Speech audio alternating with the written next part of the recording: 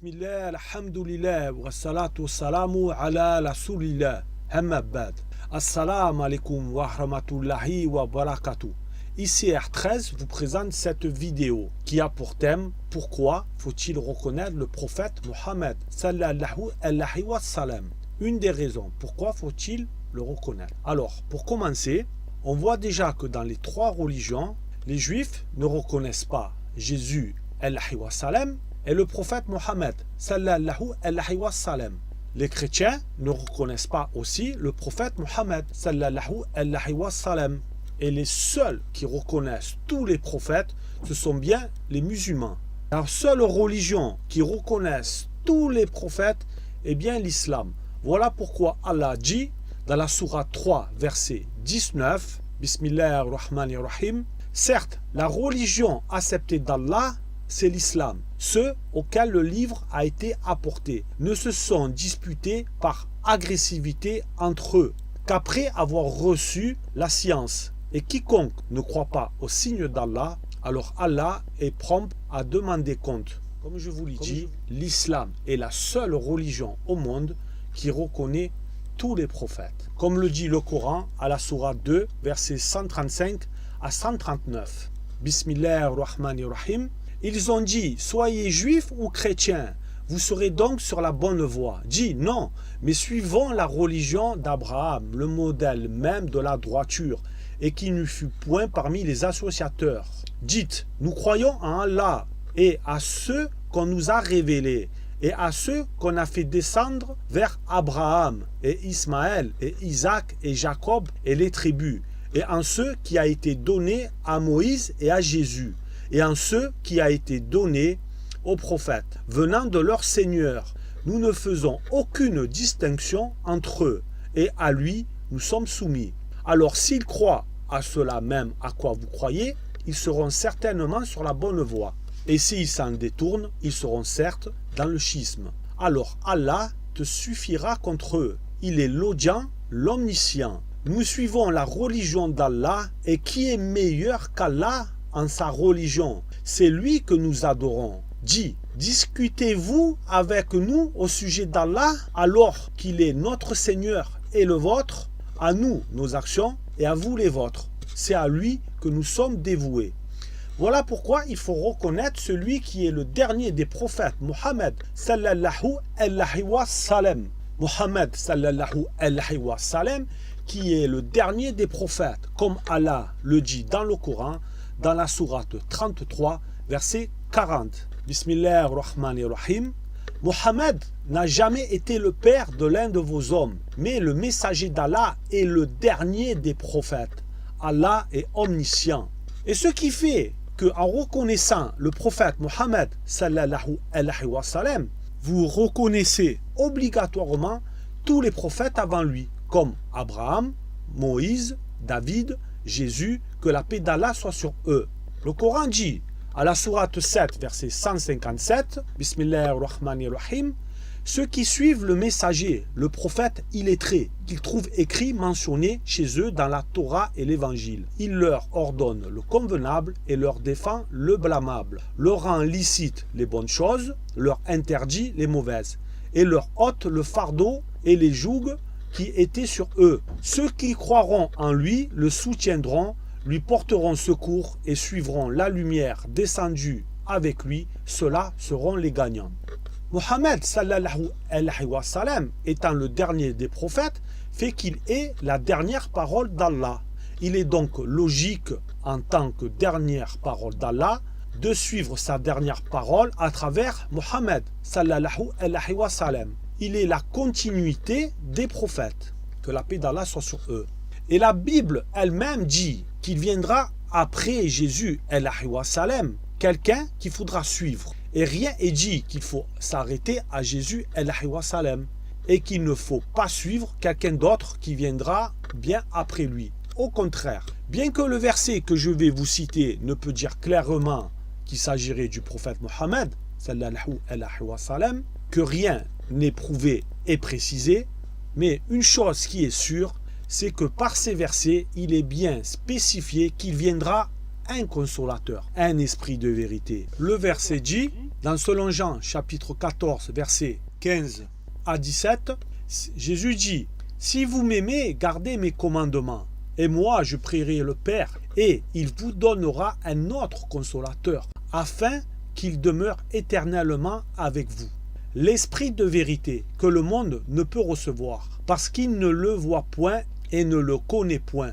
Mais vous, vous le connaissez, car il demeure avec vous, et il sera en vous. » Et ce n'est pas le Saint-Esprit que nous disent nos amis chrétiens, car Jésus, El-Hayy wa Salem, il dit un autre consolateur. Il ne peut s'agir du Saint-Esprit, car le Saint-Esprit était déjà en Jésus, El-Hayy wa Salem, et était déjà là. Il était déjà là auparavant. Et vous dites même que Jésus, El-Hayy wa Salem, est le Saint-Esprit.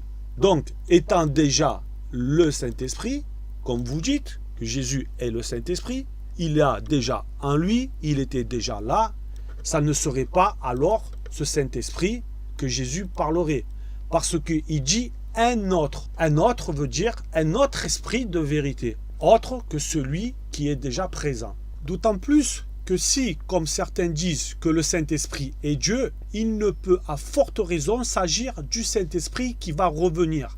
Car sinon, quand Jésus, El-Hayy wa Salem, dit que Dieu vous enverra un autre consolateur, l'Esprit de vérité, c'est comme s'il dirait que Dieu vous enverra un autre Dieu. Cela prouve catégoriquement qu'il ne peut s'agir de ce même Saint-Esprit, mais plutôt qu'il s'agirait d'un autre esprit, un esprit de vérité qui désignerait plutôt un homme qui devra venir avec une parole de vérité. On le voit bien dans le verset qui dit « viendra un autre consolateur ». Si c'est un autre, ce ne peut être celui qui est déjà venu, déjà présent. Un autre veut dire autre que celui qui est déjà là.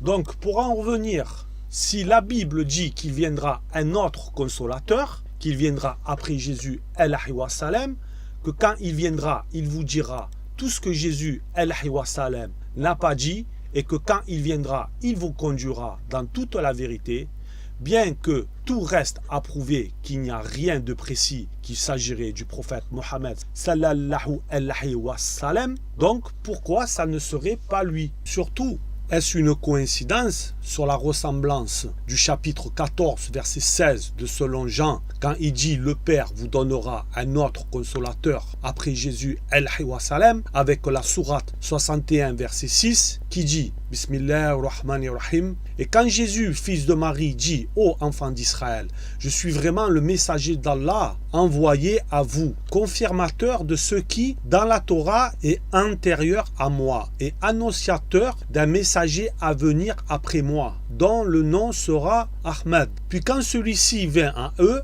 avec des preuves évidentes, ils dirent, c'est là une magie manifeste. Ce que montre aussi le verset, selon Jean chapitre 16, verset 7. Cependant, je vous dis la vérité, il vous est avantageux que je m'en aille, car si je ne m'en vais pas, le consolateur ne viendra pas vers vous. Mais si je m'en vais, je vous l'enverrai. Cela est une preuve encore que si le consolateur serait ce Saint-Esprit et que Jésus, El-Hayy wa Salem, étant le Saint-Esprit comme vous nous dites, et que le Saint-Esprit étant dans tous les cas déjà présent, il serait aberrant de dire que si Jésus, El-Hayy wa Salem, ne part pas, le Saint-Esprit, le consolateur, ne viendra pas, puisqu'il serait déjà là. Jésus n'aurait pas besoin de partir pour qu'il vienne, puisqu'il est déjà présent parmi eux.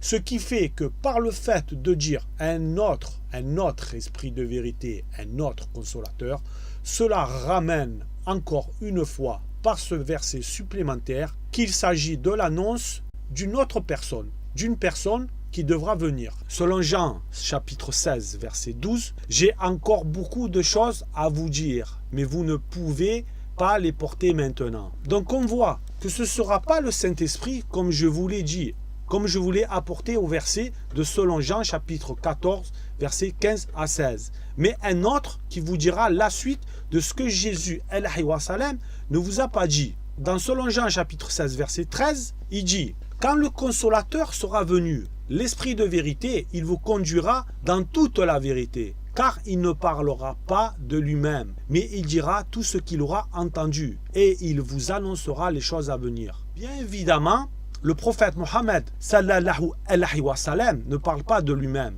mais parle de tout ce que Allah lui a transmis par l'ange Gabriel, Jibril, alayhi wa sallam. Ce qui amène à croire que d'après votre Bible, il y aura quelqu'un d'autre à suivre. Pourquoi pas, ce ne serait pas alors le dernier des prophètes. Car si vous ne le reconnaissez pas, c'est comme si vous ne reconnaissez pas ce qu'Allah a dit après. Et si vous ne reconnaissez pas ce qu'Allah a dit, après vous ne suivez plus Dieu et vous vous mettez contre Dieu. En fait, pour vous parler d'une façon métaphorique, c'est comme s'il y avait un directeur d'une entreprise qui a deux enfants.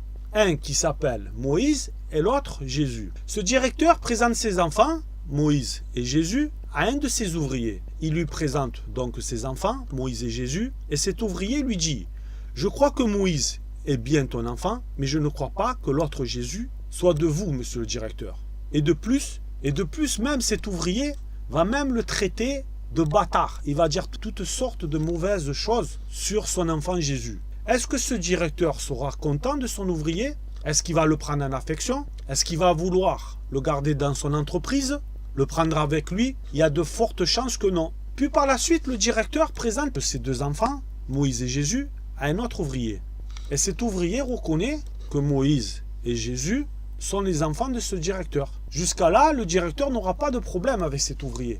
Parce que cet ouvrier aura reconnu Moïse et Jésus. Mais par contre, il aura juste un problème de comment il va représenter cet enfant. Peu de temps après, le directeur a un autre fils. Il l'appelle Mohammed. Le premier ouvrier qui avait reconnu Moïse, mais pas Jésus, ne reconnaît pas aussi son dernier enfant. Le deuxième ouvrier qui avait reconnu Moïse et Jésus, par contre, lui, ne reconnaît pas son dernier enfant, Mohammed. Mais en plus de ça, il va dire qu'il est un assassin, un pédophile, un meurtrier, un voleur. Il va faire tout. Il va faire même tout pour aller contre le directeur. Jusqu'à même amener les autres ouvriers à être contre son dernier enfant. Par toutes sortes de mensonges, comme on le voit assez sur les pages. Donc du coup, le deuxième ouvrier qui avait reconnu le premier enfant et le deuxième enfant, vu qu'il ne reconnaît pas le troisième, ça va annuler automatiquement l'affection du directeur qu'il avait sur lui. Entre parenthèses, il va même dire par la suite que ce serait plutôt son deuxième fils, Jésus, qui devrait être le directeur. Ce qui fera que ça rendra cet ouvrier infidèle à son directeur. Ou il reconnaît ses trois enfants, alors là, le directeur sera satisfait de cet ouvrier.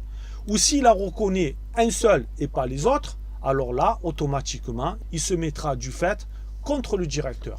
Parce que, en ne reconnaissant pas le dernier enfant, cela voudrait dire en même temps que le directeur serait un faux directeur. Et au résultat, est-ce que le directeur va vouloir récompenser ces deux ouvriers? Est-ce que le directeur va vouloir qu'il soit avec lui dans son entreprise, auprès de lui? Je vous pose la question. Puis, peu de temps après, vient un ouvrier auprès du directeur. Et par contre, lui, non seulement il va reconnaître Moïse, Jésus, mais en plus, il va reconnaître son dernier venu, Mohammed. Et non seulement il va les reconnaître, mais en plus, il va dire que du bien d'eux.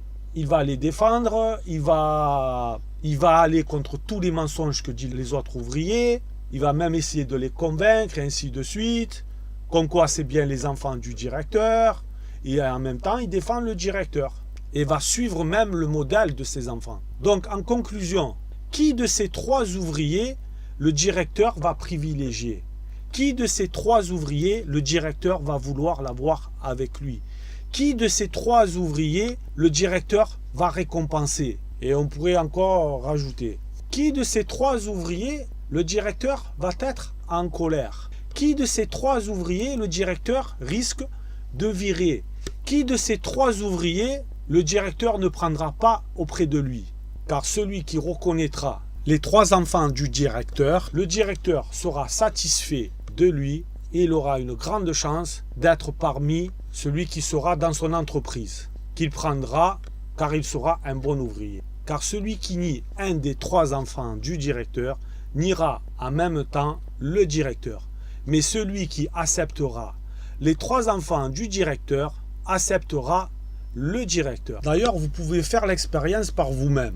Si un jour, un ami à vous, ou quelqu'un que vous connaissez, votre voisin, vous présente un enfant qui vient d'avoir, et que vous lui dites, franchement, cet enfant, je ne crois pas qu'il soit de toi. Et de plus, vous allez même dire des choses désagréables à propos de cet enfant.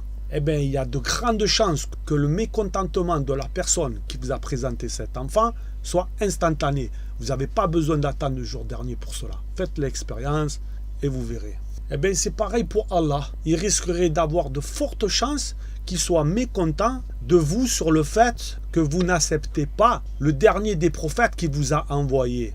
Et que vous dites même qu'il ne l'a pas envoyé et que c'est un faux prophète. Ce qui fait que nous, musulmans, par Moïse, Jésus et le prophète Mohammed, que la paix d'Allah soit sur eux, nous avons les clés qui nous ouvrent le paradis. Aussi bien en reconnaissant Moïse, alayhi wa salam, nous pouvons accéder au paradis, aussi bien en reconnaissant Jésus, alayhi wa salam, nous pouvons accéder au paradis, aussi bien en reconnaissant le prophète Mohammed, sallallahu alayhi wa salam, nous pouvons aussi accéder au paradis. Et celui qui accepte le prophète Mohammed, sallallahu alayhi wa salam, accepte automatiquement Moïse, Jésus, ainsi que tous les autres prophètes, que la paix d'Allah soit sur eux. Tandis que les autres communautés, il leur manque une clé, la clé qui valide toutes les serrures et qui leur ouvre la porte du paradis. Donc nous avons toutes les chances d'être en conformité avec Allah, car nous reconnaissons tous les prophètes. Tous ces prophètes sont venus à leur temps pour nous dire la parole d'Allah et nous dire d'adorer que Allah. Dans la sourate 16, verset 36, Allah dit Bismillahirrahmanirrahim, nous avons envoyé dans chaque communauté un messager pour leur dire adorez Allah et écartez-vous du tarout. Alors Allah en guida certains, mais il y en a eu qui ont été destinés à l'égarement.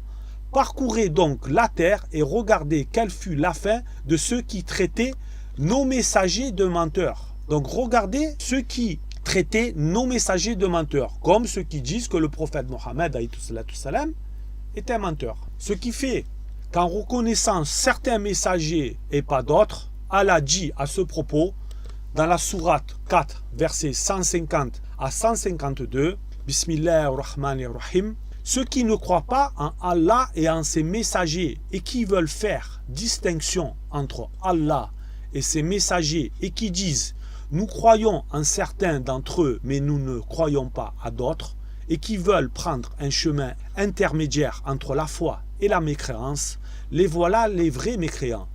Et nous avons préparé pour les mécréants un châtiment avilissant. Et ceux qui croient en Allah et en ses messagers et qui ne font de différence entre ces derniers, voilà ceux à qui il donnera leur récompense. Et Allah est pardonneur et miséricordieux. Donc l'islam étant la seule religion qui reconnaît tous les prophètes, et que nous les musulmans, nous reconnaissons tous les prophètes, nous ne pouvons être musulmans si nous ne reconnaissons pas Jésus, Moïse, David, que la paix d'Allah soit sur eux. Allah dit dans le Coran, dans la sourate 3, versets 83 à 85, Bismillahirrahmanirrahim, désire-t-il une autre religion que celle d'Allah, Allah, alors que se soumet à lui bon gré, mal gré, et tout ce qu'il existe dans les cieux et sur la terre, et que c'est vers lui qu'ils seront ramenés. Dis, nous croyons en Allah, à ceux qu'on a fait descendre sur nous, à ceux qu'on a fait descendre sur Abraham, Ismaël, Isaac, Jacob et les tribus, et à ceux qui a été apportés à Moïse, à Jésus et aux prophètes, de la part de leur Seigneur. Nous ne faisons aucune différence entre eux, et c'est à lui que nous sommes soumis. Et quiconque désire une religion autre que l'islam ne sera point agréé, et il sera dans l'au-delà parmi les perdants. Dans la sourate 3, verset 20, Bismillahirrahmanirrahim, s'ils te contredisent, dis-leur, je me suis entièrement soumis à Allah, moi et ceux qui m'ont suivi. Et dis à ceux à qui le livre a été donné, ainsi qu'aux illettrés, avez-vous embrassé l'islam? S'ils embrassent l'islam, ils seront bien guidés. Mais s'ils tournent le dos, ton devoir n'est que la transmission du message. Allah, sur ses serviteurs, est clairvoyant. Voilà une petite vidéo qui vous fera, j'espère, réfléchir, vous donnera la guidée par la grâce d'Allah et fera que vous vous poserez cette question, pourquoi vous ne le reconnaissez pas?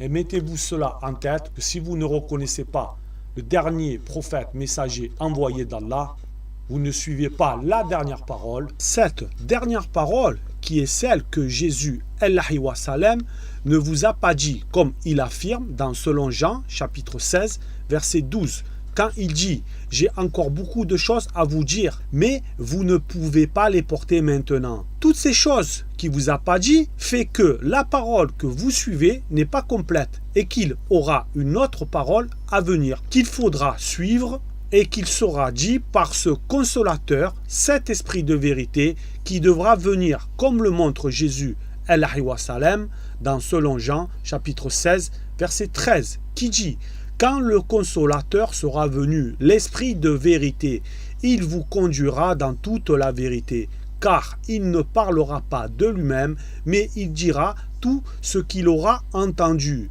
et il vous annoncera les choses à venir. » Donc cela expose dans tous les cas qu'il y aura un consolateur, parole de vérité, qui vous conduira dans toute la vérité. Et quelle parole de vérité venue après Jésus, alayhi wa sallam, défend les prophètes si ce n'est le Coran?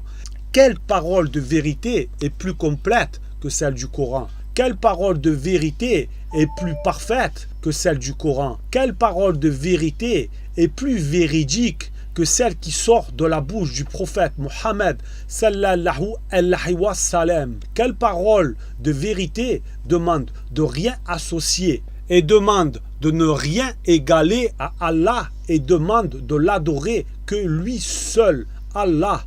Vous aurez beau chercher, il n'y en a pas. Tout cela est juste la vérité ICR 13 qui vous dit Assalamu alaikum. Je remercie ceux qui ont regardé ma vidéo. Je vous dis que la paix d'Allah soit sur vous, qu'Allah vous guide toujours sur le droit chemin. Réfléchissez, cherchez la vérité et je vous dis à la prochaine, Inch'Allah. Subhanaka Allahumma wa bihamdik. Ashhadu an la ilaha illa ant. Astaghfiruka wa atubu ilaik. Takbir! Allahu Akbar!